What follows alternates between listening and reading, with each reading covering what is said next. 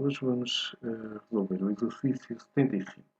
Diz-nos que temos uma figura em que temos dois reservatórios, não é? Que estão aqui representados pelas letras A e B.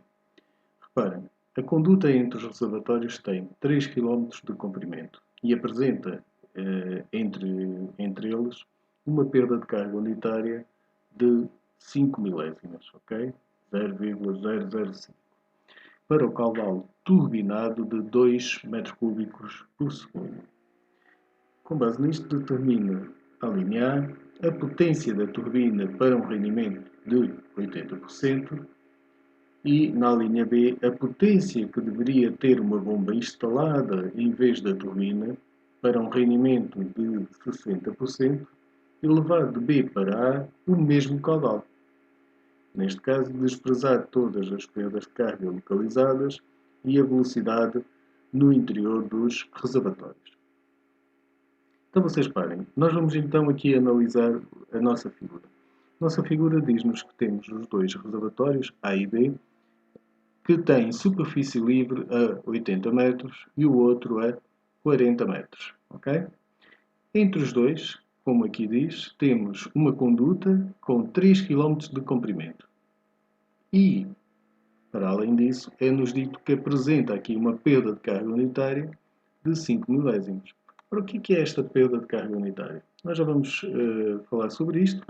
Reparem, nós quando apresentamos a equação de Bernoulli, que aqui se pode reproduzir novamente, em que temos então a energia do ponto A dada por este termo todo, e igual à energia do ponto B, mais as perdas de carga. Quando falamos nas perdas de carga, nós falamos que as perdas de carga podiam ser contínuas e localizadas.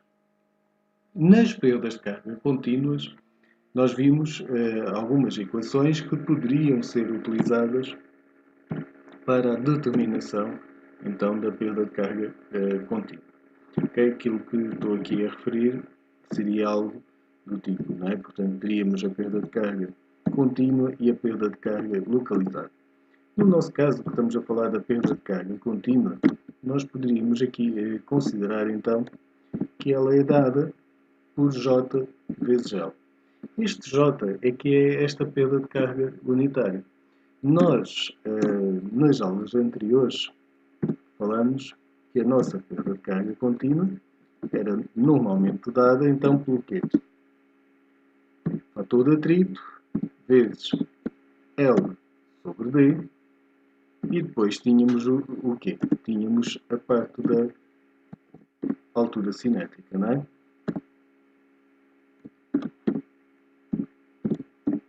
Certo?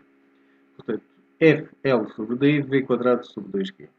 Isto só para recapitular aquilo que já ouvimos falar. Portanto, se vocês analisarem estas duas equações, facilmente se chega à conclusão que aquilo que estamos aqui a dizer é que o nosso J, okay, é um parâmetro adimensional, como o próprio nome diz, que é a perda de carga unitária, é dado por F sobre D, depois multiplicado por V quadrado sobre 2G. Certo? Portanto, é fácil nós realmente chegarmos a estas conclusões, desde que tenhamos em atenção que a nossa perda de carga contínua é dada por a expressão FL sobre D, V quadrado sobre 2G. Ora, desta forma, realmente a nossa perda de carga unitária fica devidamente traduzida, não é? E se tiverem dúvidas em termos de unidades, lembrem-se, V quadrado sobre 2G é a altura cinética que vem em metro. Depois, fator de atrito é um parâmetro adimensional. E o diâmetro, como é óbvio, vem em metro e, portanto, temos que a nossa perda de carga unitária é realmente um parâmetro adimensional. Está bem?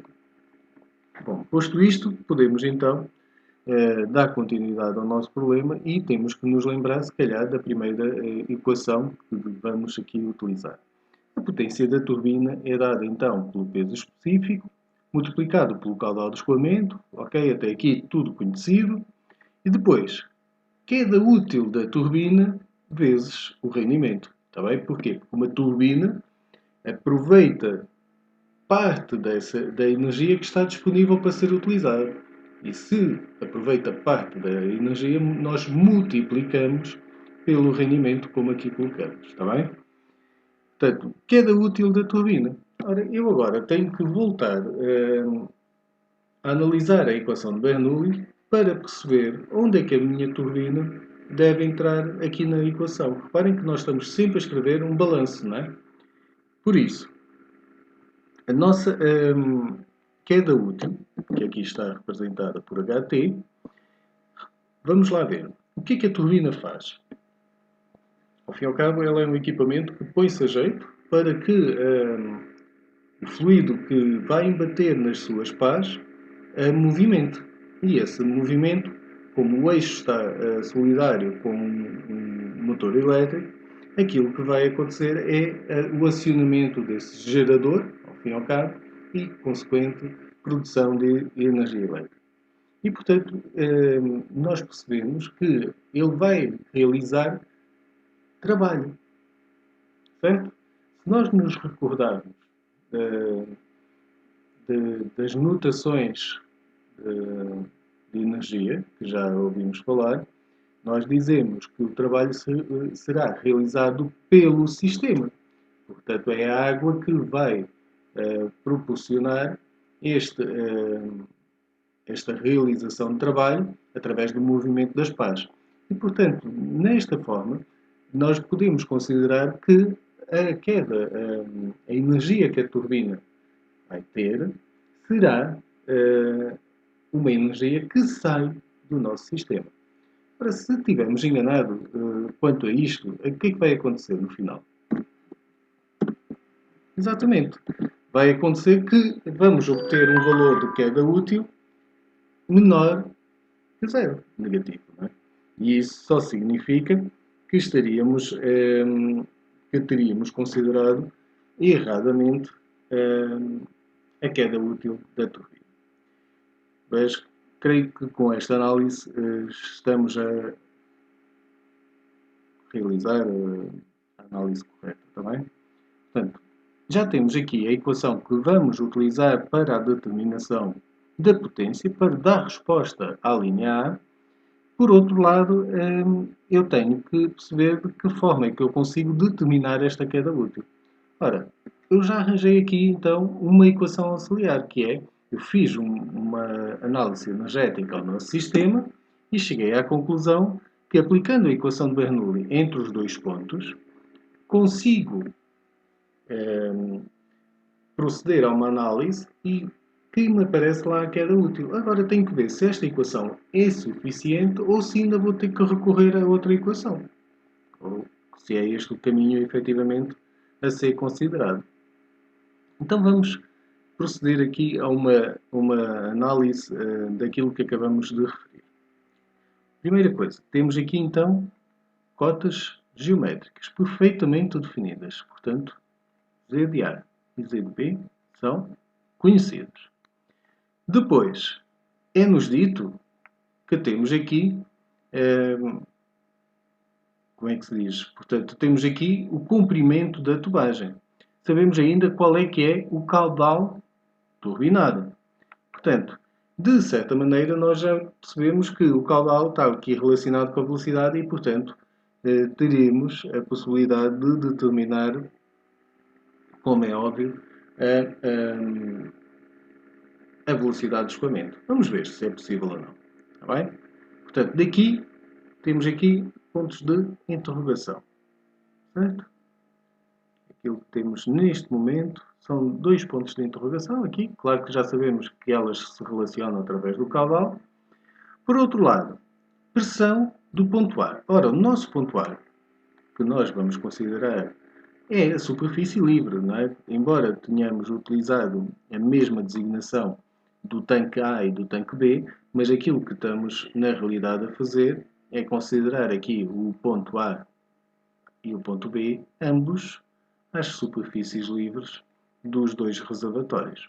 E, portanto, se é a superfície livre, o que é que acontece? Tanto a pressão do ponto A como a pressão do ponto B são iguais à pressão atmosférica, o que em termos relativos nos diz que é igual a zero. Correto? Então, agora já está a equação a tomar forma. Se eu fosse a ser precisista na nossa análise, nós percebemos aqui o seguinte: nós temos uma perda de carga localizada, aqui é a saída do reservatório, temos uma perda de carga também aqui associada à turbina e uma perda de carga também localizada na entrada do outro reservatório. No entanto, nada nos é dito sobre estes acessórios, ao fim e ao cabo. E, provavelmente, como temos aqui uma conduta com uma grande extensão, isto vai originar que estas perdas de energia fossem pouco significativas quando comparadas com as perdas de carga contínuas. E, portanto, nós podemos e devemos, como é evidente, agora sim, devemos fazer esta hipótese simplificativa. Vamos dizer que as nossas perdas de carga, portanto, perdas de carga localizadas são desprezadas. Está bem? É uma hipótese que nós estamos a considerar que nos vai permitir resolver o problema. Se não a fizermos, não seria possível, ok? Porquê? Porque teríamos que ir à procura, ou teríamos que ter outros dados que nos permitissem determinar então quais seriam as perdas de carga localizadas. Certo? Bom, então com isto nós chegamos aqui à conclusão que a nossa perda de carga será dada apenas por quem? Pelas perdas de carga contínuas. E, portanto, da nossa expressão que tínhamos aqui resolvido, portanto, as localizadas seriam zero, teríamos então apenas as perdas de carga contínuas.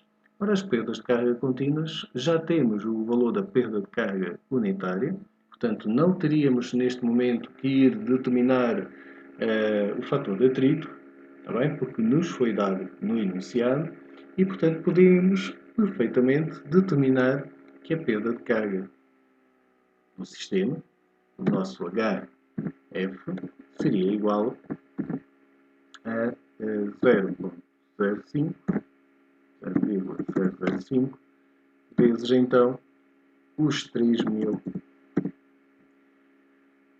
km, correto? Os 3.000 metros, desculpa. E portanto, neste caso, como é evidente, isto daria 15 metros. Bem? Bom, creio que está claro que já temos então, neste momento, também determinada a nossa perda de carga do sistema e, portanto, podemos, como é óbvio, prosseguir a resolução. Não é? E, portanto, teríamos aqui a hipótese de verificar que a nossa queda útil, okay, seria dada então pelas simplificações que teríamos aqui. Então vocês reparem, eu disse-vos anteriormente que as velocidades A e B estariam relacionadas com os caudais. Isto é verdade, só que no entanto esta análise foi propositadamente feita desta forma para vos evidenciar que é fundamental que vocês compreendam os pontos que estão a ser considerados. Os pontos que estão a ser considerados são os pontos da superfície livre.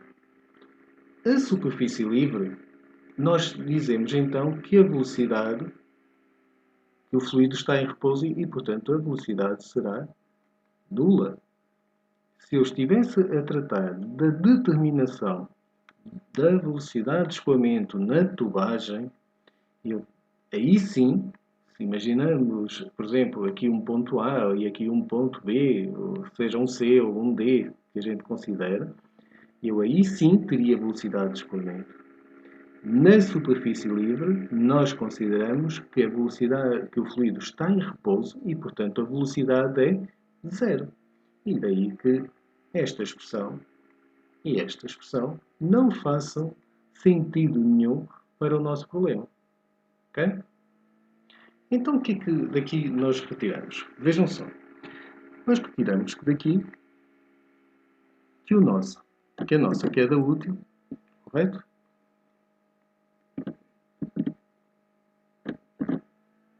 Gostava de escrever aqui ao lado. Ver se consigo.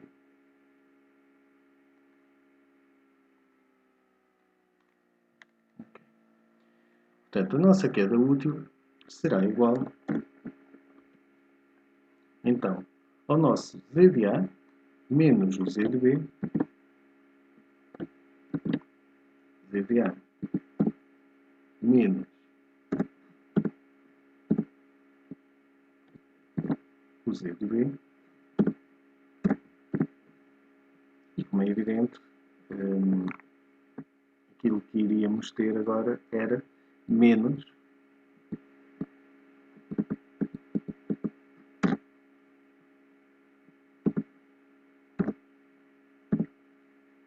a perda de carga.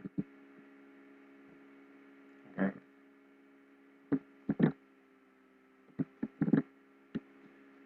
Correto.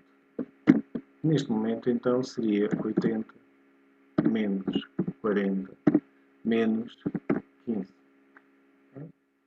Portanto, teríamos, desta forma, a possibilidade de determinar que a nossa queda útil seria, então, 40 menos 15 metros.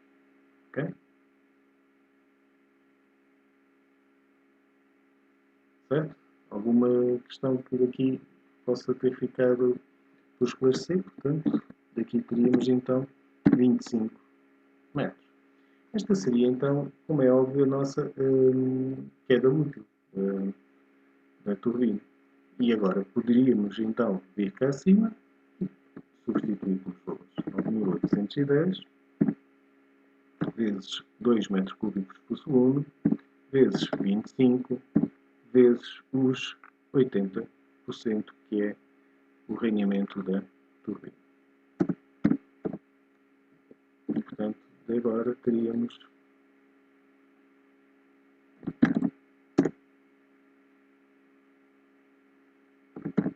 o resultado final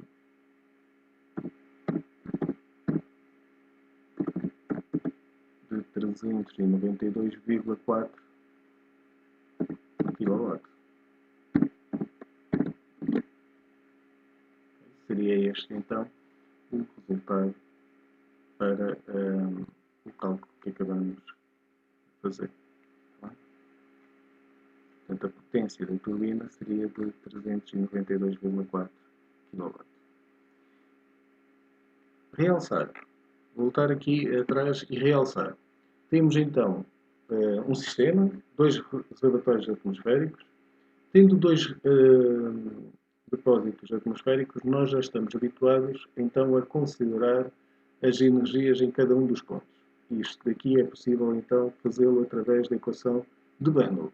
Quando aplicamos a equação de Bernoulli, nós dizemos a energia num ponto há de ser igual à energia no outro ponto mais as perdas de carga. Como temos um equipamento, temos que ver se ele fornece energia ou se retira energia ao sistema.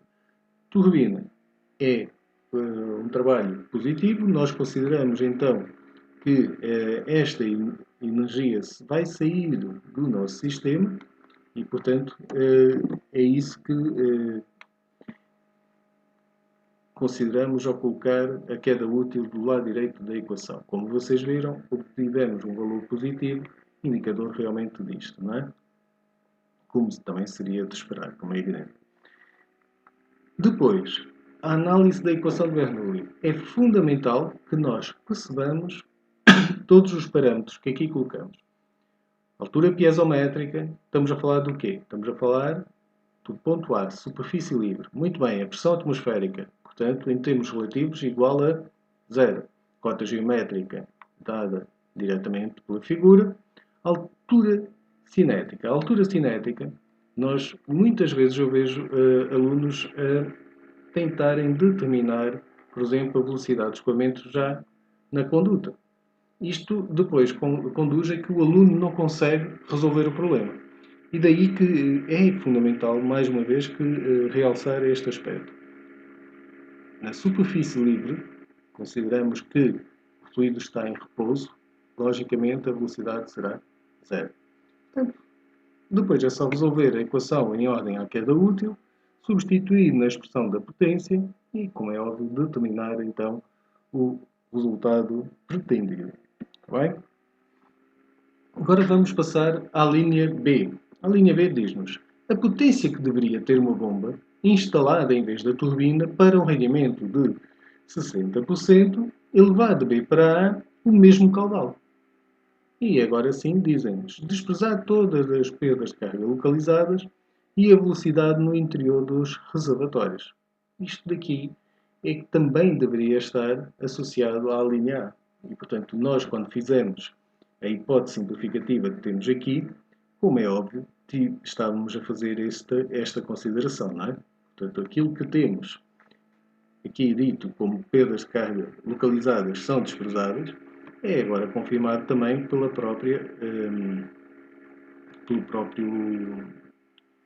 como é que se diz? Pelo próprio enunciado do problema, está bem? Portanto, aquilo que temos aqui é realmente algo que nos confirma aquilo que já tínhamos anteriormente considerado, está bem? Muito bem. Então, reparem, ao fim e ao cabo, o exercício, a linha B, aquilo que nos está a pedir é que agora vamos pensar no mesmo exercício, com a mesma figura, com as mesmas indicações, só que, em vez de estar aqui uma turbina, aquilo que iremos ter aqui não seria uma turbina, mas seria o quê? Uma bomba. Okay? É isso que, ao fim e ao cabo, nos está a ser pedido para que consideremos, está bem? Portanto, é chegar e vermos que, neste caso, vai passar a estar uma bomba e que tem um rendimento de 60%. Okay? Bom, posto isto, vamos então continuar e proceder à resolução do problema.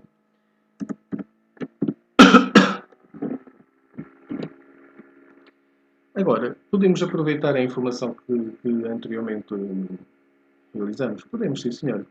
Vamos só aqui passar a equação da potência da turbina.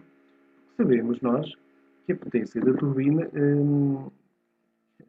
a potência da bomba, é em tudo semelhante à equação da potência da turbina, só que quando estamos a falar aqui do rendimento, o que acontece? O equipamento não é um equipamento que utiliza energia. É um equipamento que, por outro lado, aquilo que faz é disponibilizar, fornece energia ao sistema. E, portanto, neste caso, aquilo que vamos efetivamente ter,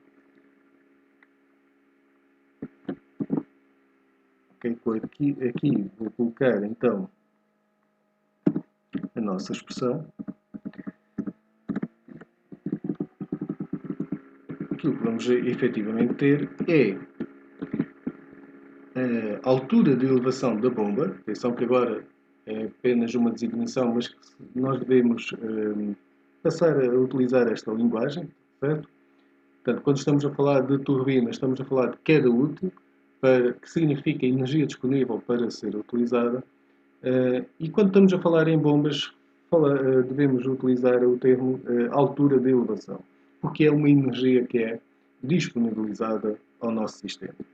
Agora, vamos então dividir pelo rendimento da bomba, certo? Portanto, desta forma temos aqui a expressão para a determinação da potência da bomba.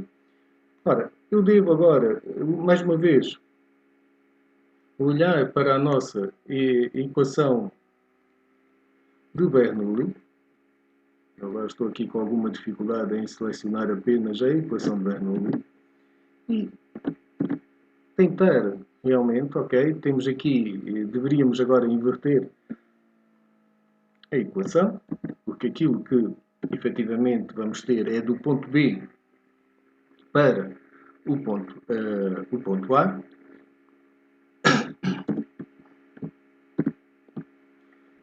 E vocês reparem, neste momento, a dúvida prende-se então com a queda útil, não é? Desculpem, com a altura de elevação. Será que vamos ter uma altura de elevação do lado esquerdo ou do lado direito? Como foi explicado, a bomba aquilo que faz é fornecer energia ao sistema. Portanto, nós devemos escrever que a altura de elevação encontra-se então do lado esquerdo. Mais uma vez, chama a atenção. Se colocássemos do lado direito, o problema estaria no sinal do nosso valor a ser obtido. Bom, nós com esta expressão já chegamos então, já fizemos as devidas simplificações, já percebemos, ok, pressão atmosférica, já percebemos que a velocidade é nula, já sabemos quanto é que é a perda de carga, cuidado, ok? Quando eu estou a referir que já sabemos qual é que é a perda de carga, nós devemos, mais uma vez, referir que isto daqui é o J vezes o L. Portanto, se é esta a expressão que nós temos, nós tivemos anteriormente 15 metros e é estes 15 metros que agora vão ser utilizados no nosso cálculo. Perfeito. Agora, o que é que eu disse que... Cuidado. Cuidado porque agora temos que respeitar os sinais aqui da altura de elevação da bomba, como é evidente, está bem? Portanto, agora já vou aqui aproveitar esta parte. E, portanto, a nossa altura de elevação, se nós aqui utilizarmos a expressão, seria então Z de A, muito bem, menos Z de B, correto, ok? O B que aqui está passou para o outro lado, e agora não é menos HF, mas é mais HF.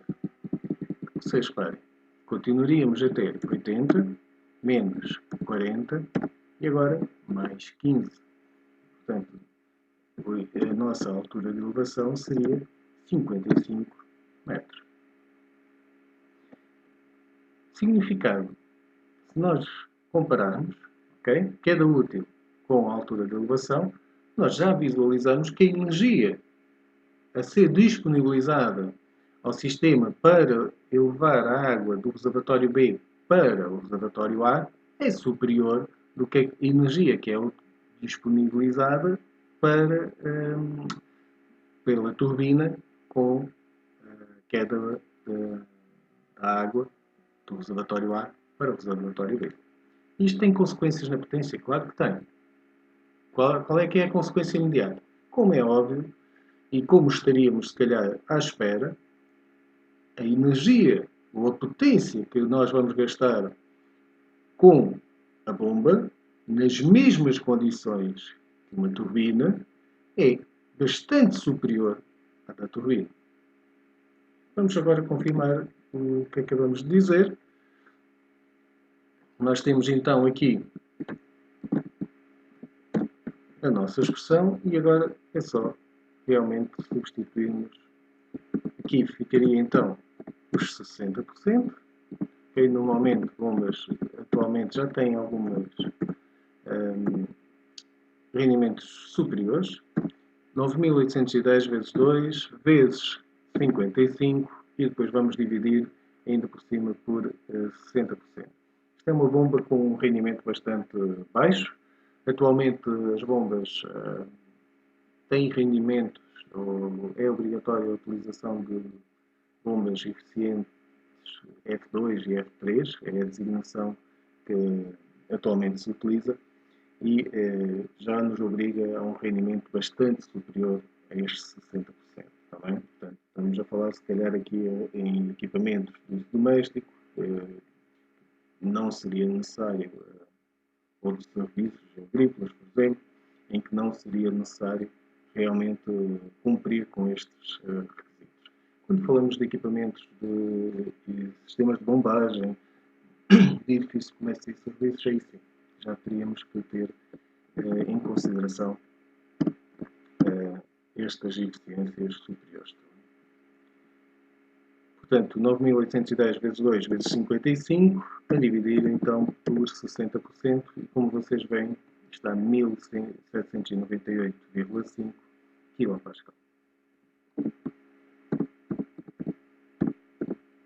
Desculpem, kW. Confusão. Portanto, bastante